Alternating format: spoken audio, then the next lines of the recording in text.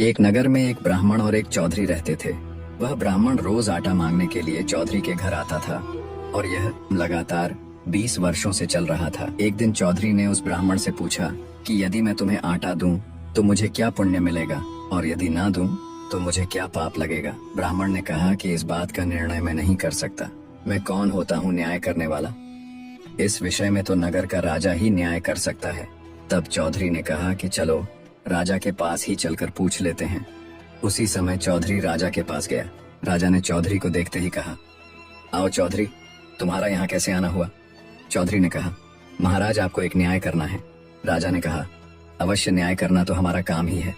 तब चौधरी ने कहा, महाराज मेरे घर 20 वर्षों से एक ब्राह्मण भिक्षा लेने आता है और मैं उसे रोज 2 रोटी का आटा देता हूँ। यदि मैं उसे आटा दूं तो मुझे क्या पुण्य मिलेगा और यदि ना दूं तो क्या पाप लगेगा, इसका न्याय कीजिए।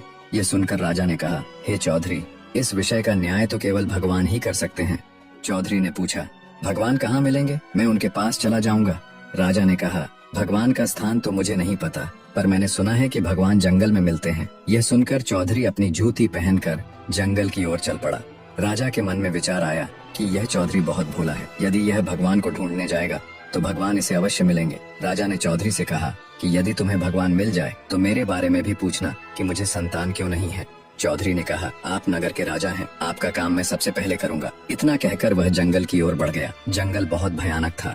जंगल में आगे बढ़ते ही चौधरी को एक घोड़ी मिली। घोड़ी ने कहा, हे मानव, तुम इस घने जंगल में कहाँ जा रहे हो? यहाँ चीते, शेर, सांप जैसे भयानक जानवर रहते हैं। तुम्हारी जान को खतरा है, वापस लौट जाओ। चौधरी ने कहा, मेरा उद्देश्य केवल भगवान से मिलना है। मैं भगवान से मिलने ही आया हूँ। यह सुनकर घोड़ी ने कहा, यदि तुम्हें सच में भगवान मिल जाएं, तो मेरे बारे में पूछना कि मेरी पीठ में हमेशा जलन क्यों रहती है। चौधरी ने कहा, जरूर पूछूंगा। इतना कहकर चौधरी आगे बढ़ गया। चलते चलते उसके सामने एक बड़ी नदी आई। वह नदी पार करने के लिए पानी में उतर गया।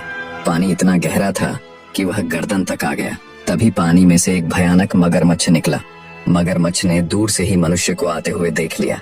मगरमच्छ ने सोचा कि रोज मुझे शिकार ढूंढना पड़ता है। अपना पेट भरने के लिए वह भी बड़ी मुश्किल से मिलता है, लेकिन आज तो शिकार खुद सामने से चल कर आ रहा है। जरूर कुछ न कुछ बात है, पहले इससे पूछ लेता हूँ। शायद यह भी कोई दुखी मानव लगता है। मगरमच्छ ने पूछा, मानव, तुम यहाँ क्यों आए हो? क्या तुम्हें तुम्हारी जान प्यारी नहीं है? क्या तुम्हें पता नहीं कि इस नदी में अब तक जो भी मनुष्य आया है वह जिंदा वापस नहीं गया? चौधरी ने कहा, मैं भगवान से मिलने आया हूँ। यह सुनकर मगरमच्छ कुछ देर सोच में पड़ गया और फिर बोला, यदि तुम सचमुच भगवान से मिलने जा रहे हो तो मेरा एक काम कर देना। भगवान मिले तो उनसे पूछना कि मैं हमेशा ठंडे पानी में रहता हूँ, फिर भी मेरे पेट में हमेशा जलन क्यों रहती है? चौधरी ने कहा, जरूर पूछूंगा। तभी मगरमच्छ ने चौधरी से कहा, तुम मेरी पीठ पर बैठ जाओ, मैं तुम्हें यह नदी पार करा देता हूँ। मगरमच्छ के कहे अनुसार चौधरी मगरमच्छ की पीठ पर बैठ गया। मगरमच्छ ने चौधरी को अपनी पीठ पर बैठाकर नदी पार करा दी। चौधरी नदी के तट पर उतरकर मगरमच्छ को अलविदा कहकर जंगल में आगे की ओर बढ़ गया। जैसे ही चौधरी जंगल में थोड़ी दूर चला, चौधरी को दूर से ही एक पीपल का पेड़ दिखाई दिया, जिसके नीचे एक बूढ़ा और एक बूढ़ी राम नाम का भजन कर रहे थे। बूढ़े ने बूढ़ी से कहा, सामने से एक भूखा प्यासा मानव आ रहा है, आज हम अपनी अपनी एक एक रोटी उसे दे देते हैं। लेकिन बूढ़ी ने साफ साफ मना कर दिया, अगर मैं यह 2 रोटियां नहीं खाऊंगी तो मैं भूखी मर जाऊंगी। इन्हीं 2 रोटियों को खाकर ही मेरी भूख शांत होती है। इतनी देर में चौधरी उन दोनों बूढ़े और बूढ़ी के पास आ गया। चौधरी बहुत प्यासा था, इसलिए उसने पानी मांगने के लिए अपने हाथों से बूढ़े की ओर इशारा किया। बूढ़े ने अपनी पानी की बोतल चौधरी को दे दी। चौधरी ने बोतल से पानी पीकर अपनी प्यास बुझाई। पानी पीने के बाद चौधरी के मुंह से आवाज आने लगी। चौधरी ने उस बूढ़े से कहा, ताऊ जी, मुझे बहुत तेज भूख लगी है। बूढ़े ने बिना किसी बहस के अपनी एक रोटी चौधरी को दे दी। चौधरी ने वह एक रोटी खा ली, परंतु फिर भी उसकी भूख शांत नहीं हुई। उसने बूढ़े के हाथ में बची हुई रोटी की ओर देखा और कहा, ताऊ जी, अभी मेरी भूख शांत नहीं हुई है, मुझे एक रोटी और चाहिए। बूढ़े ने वह एक रोटी भी चौधरी को दे दी। अब पानी पीकर और खाना खाने के बाद चौधरी का पेट पूरी तरह भर गया। उसके बाद बूढ़े ने पूछा, हे मानव, तुम इस जंगल में क्यों आए हो? चौधरी ने कहा, ताऊ जी, मैं भगवान से मिलने आया हूँ। मैंने किसी से सुना है कि भगवान जंगल में रहते हैं, इसीलिए मैं उन्हें जंगल में ढूंढ रहा हूँ। बूढ़े ने कहा, यदि तुम्हें भगवान मिले तो उनसे यह जरूर पूछना कि जिस पीपल के पेड़ के नीचे हम दोनों बैठे हैं वह पूरा पेड़ हरा भरा है, फिर उसकी एक डाली सूखी क्यों है? चौधरी ने कहा, ठीक है ताऊ जी, जरूर पूछूंगा। इतना कहकर चौधरी ने बूढ़े और बूढ़ी दोनों को प्रणाम किया और जंगल की ओर चल पड़ा। रास्ते में चौधरी को फटे कपड़ों में एक भिखारी मिला। भिखारी ने कहा,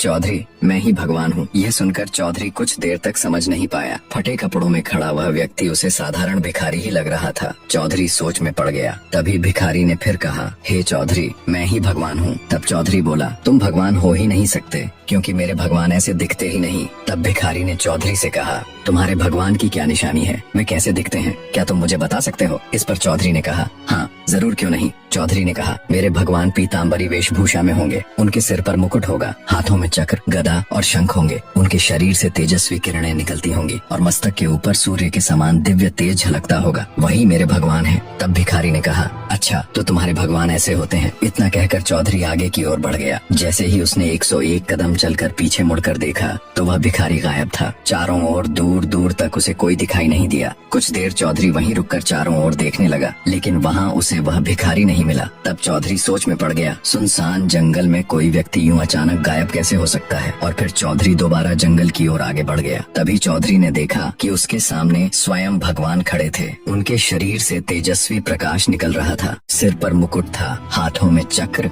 गदा और शंख सुशोभित थे और वे पीताम्बरधारी दिव्य वेशभूषा में उसके सामने खड़े थे। भगवान ने चौधरी को देखकर कहा, आओ चौधरी, तुम्हारा यहाँ कैसे आना हुआ? इस पर चौधरी ने कहा, हे भगवान, मैं आपसे ही मिलने आया हूँ। मुझे आपसे कुछ प्रश्न पूछने हैं जिनके उत्तर मुझे चाहिए। भगवान ने कहा, जरूर चौधरी, पूछो। चौधरी ने कहा, मेरा पहला सवाल राजा के बारे में है, उन्हें संतान क्यों नहीं है? भगवान ने कहा, राजा के पिता और दादा ने ब्राह्मणों को भूमि दान में दी थी, लेकिन राजा ने वह भूमि उनसे वापस छीन ली। उसी पाप और ब्राह्मणों के श्राप के कारण राजा को संतान प्राप्त नहीं हो रही है। यह सुनकर चौधरी ने पूछा, हे भगवान, अब ऐसा क्या किया जाए जिससे राजा को संतान प्राप्त हो सके? तब भगवान ने बताया, यदि राजा को संतान चाहिए तो उसने ब्राह्मणों की जो भूमि हड़प ली है उसे उन्हें वापस लौटा देना होगा। जैसे ही ब्राह्मणों का अपमान दूर होगा, उनका श्राप टूट जाएगा। श्राप टूटते ही उसी रात राजा की पत्नी गर्भ धारण करेगी और राजा को पुत्र की प्राप्ति होगी। राजा के विषय में पूरी बात बताने के बाद भगवान ने चौधरी से कहा, अब अपना दूसरा सवाल पूछो चौधरी। तब चौधरी ने कहा, हे प्रभु, हे भगवान, जब मैं इस घने जंगल से आ रहा था तब रास्ते में मुझे एक घोड़ी मिली। उसकी पीठ में कई वर्षों से भयंकर दर्द है, वह दर्द क्यों है और उसका कोई इलाज बताइए। तब भगवान ने कहा, तुम उस घोड़ी के पास जाकर उससे कहना कि वह अपनी पीठ पर बैठाने के लिए किसी सवार की तलाश करे। इतना करते ही उसकी पीठ की जलन पूरी तरह समाप्त हो जाएगी। ये सुनकर चौधरी ने कहा, हे भगवान, अब मेरा तीसरा सवाल है। जब मैं उस जंगल से आ रहा था तो बीच में मुझे एक नदी मिली। उस नदी में एक बहुत बड़ा और खतरनाक मगरमच्छ रहता है। वह कई वर्षों से ठंडे पानी में रहता है, फिर भी उसके पेट में भयंकर जलन रहती है। ऐसा क्यों है? इसका कोई समाधान बताइए। तब भगवान ने कहा, वह मगरमच्छ अपने पूर्व जन्म में एक सुनार था। एक दिन एक ग्राहक उसके पास एक मणि लेकर आया था, जिसे उसने हड़प लिया और निगल गया। वही मणि आज भी उसके पेट में है। उसी के कारण उसके पेट में इतनी भयंकर जलन रहती है। यदि उसके पेट से वह मणि निकाल दी जाए तो उसकी जलन पूरी तरह समाप्त हो जाएगी। यह सुनकर चौधरी ने कहा, अब मेरा चौथा सवाल यह है कि जब मैं नदी पार करके थोड़ी दूर आया था तो मुझे एक पीपल का पेड़ दिखाई दिया। उस पीपल के पेड़ के नीचे एक बूढ़ा और एक बूढ़ी मिले,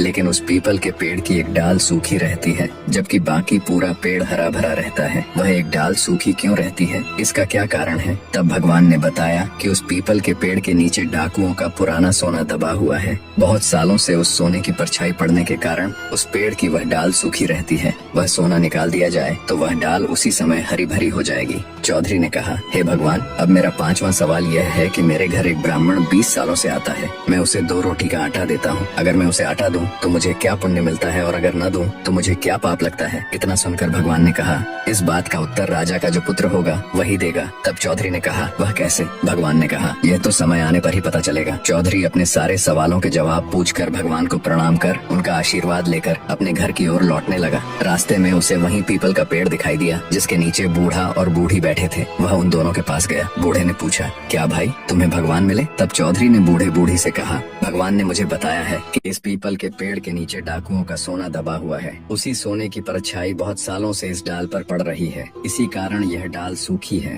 हमें वह सोना निकालना होगा, तब जाकर यह पेड़ पूरा हरा भरा हो जाएगा। तब बूढ़े ने चौधरी से कहा, हम में इतनी ताकत नहीं है कि हम जमीन खोद कर यह सोना निकाल सकें। ये काम तुम ही कर दो। तब चौधरी ने कहा, जरूर। इतना कहकर चौधरी ने अपने हाथों से जमीन खोदी और गड़ा हुआ सोना निकाल दिया। जैसे ही जमीन से सोना निकाला गया उसी समय उस सोने की परछाई डाल पर पड़नी बंद हो गई और तुरंत ही उस पीपल के पेड़ की सूखी डाल हरी भरी हो गई। चौधरी ने वह सारा सोना बूढ़े और बूढ़ी को दे दिया। बूढ़े ने कहा, हम दोनों को इसकी जरूरत नहीं है, हम इसका क्या करेंगे, आप ले जाइए। और तब चौधरी ने वह सोना स्वीकार कर लिया और उसे लेकर वहाँ से आगे की ओर चल पड़ा। थोड़ी दूर चलने पर वही नदी आ गई जिसमें मगरमच्छ रहता था। जैसे ही चौधरी नदी के पास पहुँचा, मगरमच्छ को उसके पैरों की आहट सुनाई दी। वह पानी से बाहर आया और किनारे पर आकर चौधरी से कहा, आओ चौधरी, मैं तुम्हारा ही इंतजार कर रहा था, आ गए क्या तुम? तब चौधरी ने कहा, हाँ मेरे दोस्त, मैं आ गया। तब मगरमच्छ ने कहा, क्या तुम्हें भगवान मिले? चौधरी ने कहा, हाँ भगवान मिले, और तुम्हारे पेट में जो जलन है उसका उपाय भी उन्होंने बताया है। यह सुनकर मगरमच्छ बोला, जल्दी बताओ चौधरी। तब चौधरी ने कहा, पहले मेरी एक शर्त है। मगरमच्छ ने कहा, क्या शर्त है? मुझे मंजूर है। तब चौधरी ने कहा, सबसे पहले तुम मुझे यह नदी पार करवा दो और उस किनारे तक पहुंचा दो। मगरमच्छ ने कहा,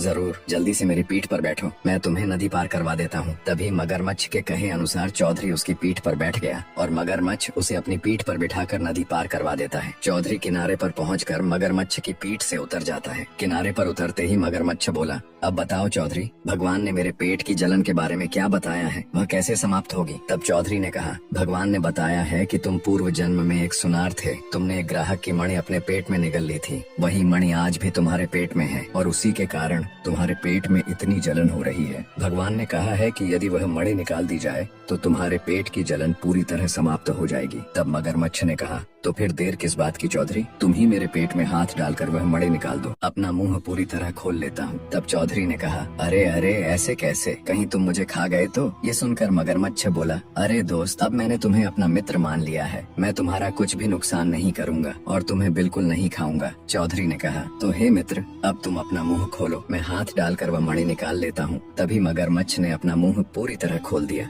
तब चौधरी ने उसके पेट में देखा, लाल रंग की चमकती हुई मणि साफ नजर आ रही थी। उसने हाथ डालकर वह मणि निकाल ली। जैसे ही चौधरी ने वह मणि बाहर निकाली, निकालते ही मगरमच्छ का पेट पूरी तरह ठंडा पड़ गया। मगरमच्छ ने कहा, सच में दोस्त, भगवान ने सही कहा था, यह मणि निकलते ही मेरा पेट एकदम ठंडा हो गया है, अब मुझे बिल्कुल भी जलन नहीं हो रही। चौधरी ने मणि अपने हाथ में ली हुई थी और मगरमच्छ से कहा, यह लो मित्र, यह तुम्हारी मणि। तब मगरमच्छ ने कहा, मैं इस मणि का क्या करूँगा, इसी ने तो मुझे इतने सालों से पीड़ा दे रखी थी, अब तुम ही इस मणि को ले जाओ और संभाल कर रखना। तब चौधरी ने मगरमच्छ से कहा, ठीक है दोस्त, अब मैं चलता हूँ, मुझे घर जाने में देर हो रही है। इतना कहकर चौधरी जंगल में आगे की ओर बढ़ गया। जैसे ही चौधरी थोड़ी दूर चला, जंगल में उसे वही घोड़ी मिली। घोड़ी ने कहा, आओ चौधरी, मैं तुम्हारा ही इंतजार कर रही थी, क्या तुम्हें भगवान मिले? तब चौधरी ने कहा, हाँ मुझे भगवान मिले और तुम्हारी पीठ की जो जलन है उसका उपाय बताया है। यह सुनकर घोड़ी ने कहा, चौधरी जल्दी बताओ, मुझसे इंतजार नहीं हो रहा, मैं चाहती हूँ कि इस पीड़ा से मुझे जल्दी से छुटकारा मिले। चौधरी ने कहा, भगवान ने मुझे बताया है कि तुम्हारी पीठ में जो जलन है उसका सिर्फ एक ही उपाय है, तुम्हें एक घुड़सवार की तलाश करनी होगी। जैसे ही घुड़सवार तुम्हारी पीठ पर बैठेगा, उसी समय तुम्हारी यह जलन पूरी तरह समाप्त हो जाएगी। तब घोड़ी ने कहा, घुड़सवार तो कब मिलेगा, तुम ही यह काम कर दो, मैं तुम्हारा एहसान कभी नहीं भूलूंगी, तुम ही मेरी पीठ पर बैठ जाओ। तब चौधरी ने कहा, क्यों नहीं,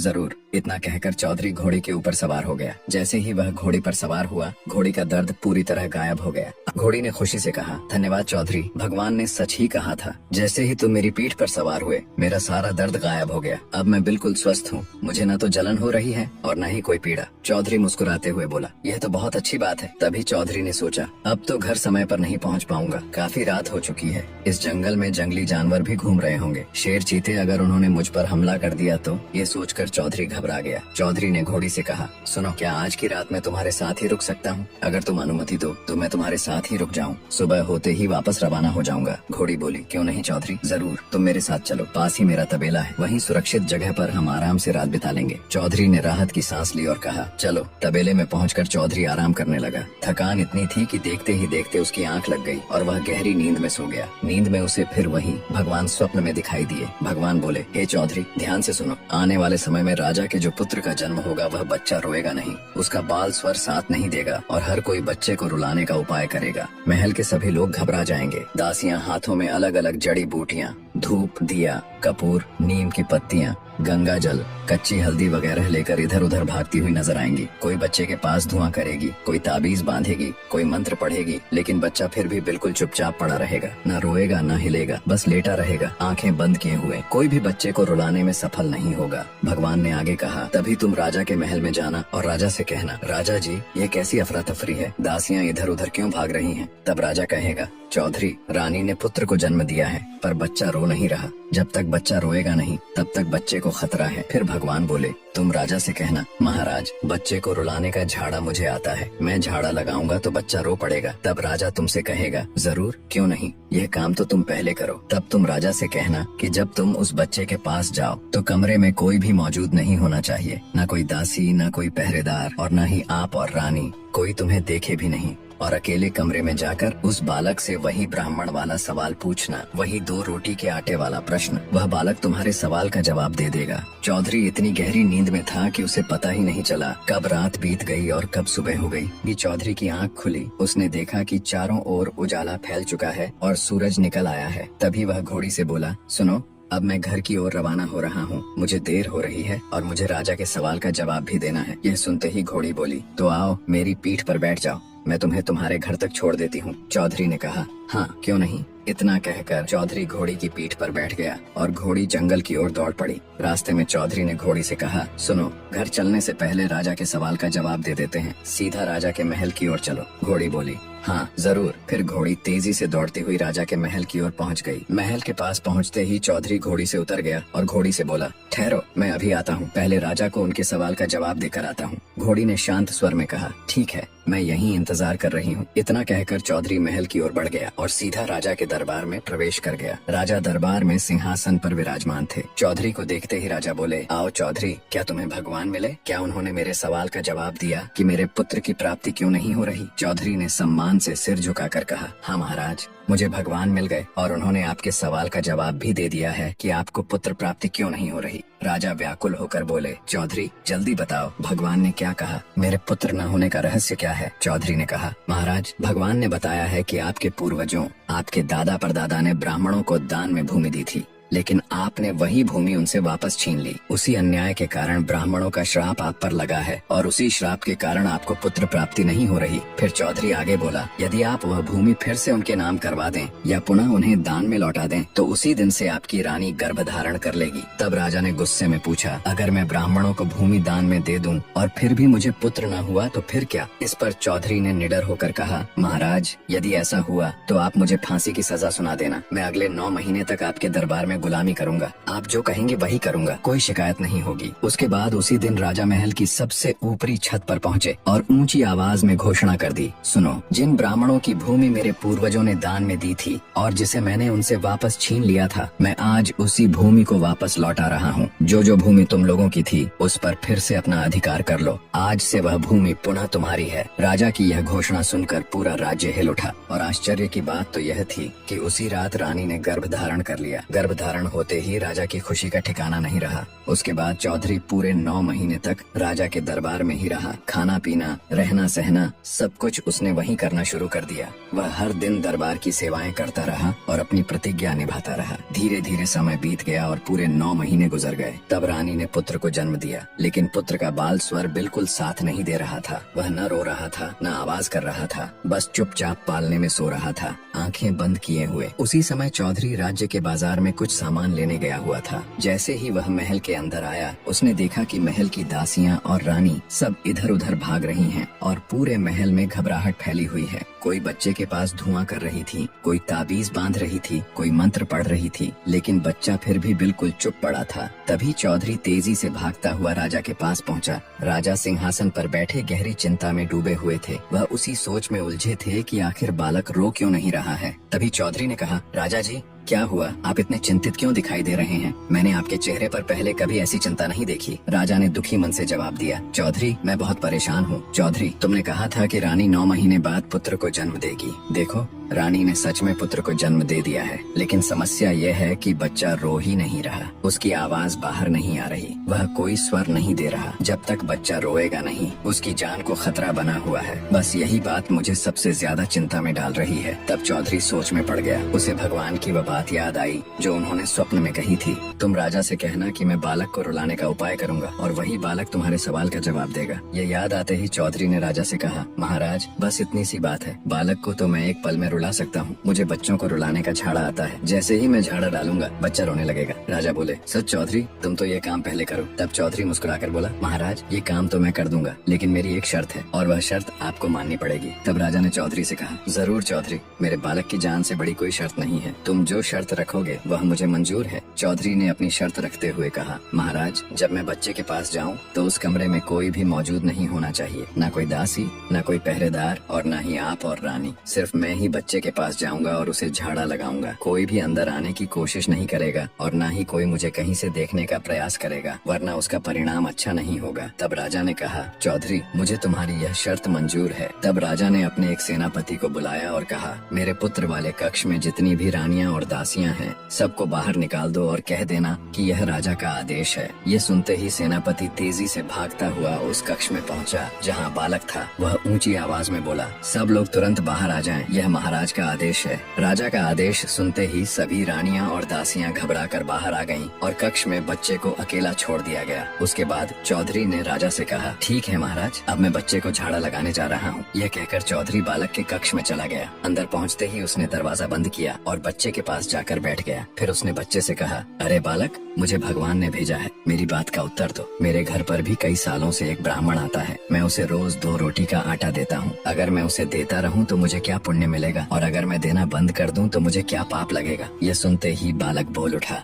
तोलाराम के घर एक स्वर्णी ने बच्चे को जन्म दिया है, वही बच्चा तुम्हारे इस सवाल का जवाब देगा। इतना कहते ही बालक जोर जोर से रोने लगा। रोने की आवाज सुनकर चौधरी ने दरवाजा खोला और ऊंची आवाज में बोला, महाराज बच्चा रोने लगा है, जल्दी आ जाइए। इतना सुनते ही राजा, रानी और दास दासियां खुशी से झूम उठे, दौड़ते हुए बच्चे के पास आ गए। बच्चे को रोता देखकर सबकी चिंता दूर हो गई और महल में खुशियां फैल गईं। उसके बाद चौधरी अपनी जूती पहनकर जाने लगा। तभी राजा ने चौधरी को जाते हुए देखा और कहा, चौधरी कहाँ भाग रहे हो, अपना इनाम तो लेकर जाओ। बिना बताए ही जाने लगे। तब चौधरी मुस्कुराकर बोला, राजा जी मैं कहीं भाग नहीं रहा हूँ, बस थोड़ी देर में वापस आ रहा हूँ। मुझे बस एक जरूरी काम याद आ गया है, वही निपटा कर तुरंत लौट आऊंगा। तब राजा ने चौधरी से कहा, ठीक है चौधरी, लेकिन भूल मत जाना, जल्दी वापस आ जाना, हम तुम्हारा इंतजार कर रहे हैं। चौधरी ने जवाब दिया, ठीक है महाराज, मैं बस अभी थोड़ी देर में आता हूँ। इतना कहकर चौधरी वहाँ से निकल पड़ा और सीधे तोलाराम के घर की ओर गया। घर के बाहर पहुँचकर वह जोर से बोला, क्या यही तोलाराम का घर है? तभी अंदर से एक आदमी बाहर आया और बोला, हाँ बोलो चौधरी जी,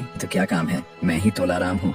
चौधरी ने कहा, मुझे पता चला है कि तुम्हारे घर पर एक स्वर्णी ने बच्चे को जन्म दिया है, वह बच्चा कहाँ है? तोलाराम ने सामने की ओर इशारा करते हुए कहा, वहाँ देखो सामने जो कीचड़ पड़ा है, उसी कीचड़ में वह बच्चा खेल रहा है। चौधरी तुरंत वहाँ उसी कीचड़ में गया जहाँ सुअर का बच्चा खेल रहा था। वह कीचड़ में गया और सुअर के बच्चे अपनी गोद में उठा लिया, फिर वापस तोलाराम के पास आ गया। चौधरी ने तोलाराम से कहा, मुझे इस बच्चे से जरा सी बात पूछनी है, अगर आपकी इजाजत हो तो 2 मिनट के लिए मुझे एक कमरा चाहिए जहाँ मैं इसे ले जाकर बात कर सकूँ। तोलाराम यह सुनकर सोच में पड़ गया, ये कैसी बात पूछना चाहता है, कहीं चौधरी पागल तो नहीं हो गया। लेकिन फिर उसने सोचा, चलो पूछने दो, हमारा क्या जाता है। फिर तोलाराम ने कहा, ठीक है, अंदर एक कमरा है, तुम और यह सुअर का बच्चा अंदर जाकर बात कर लो। तभी चौधरी सुअर के बच्चे को गोद में लेकर कमरे के अंदर चला गया और अंदर पहुँचते ही दरवाजा बंद कर दिया। फिर उसने सुअर के बच्चे से कहा, सुनो, मुझे राजा के पुत्र ने भेजा है, मेरी बात का जवाब दो। तब सुअर के बच्चे ने कहा, बोलो चौधरी, तुम्हारा क्या सवाल है? चौधरी ने पूछा, मेरे घर पर 20 सालों से एक ब्राह्मण आता है, मैं उसे रोज 2 रोटी का आटा देता हूँ। अगर मैं उसे आटा देता हूँ तो मुझे क्या पुण्य मिलेगा, और अगर मैं देना बंद कर दूँ तो मुझे क्या पाप लगेगा। तब सुअर के बच्चे ने कहा, सुनो चौधरी, जब तुम भगवान से मिलने गए थे, रास्ते में तुम्हें पीपल के पेड़ के नीचे एक बूढ़ा आदमी और एक बूढ़ी मिली थी।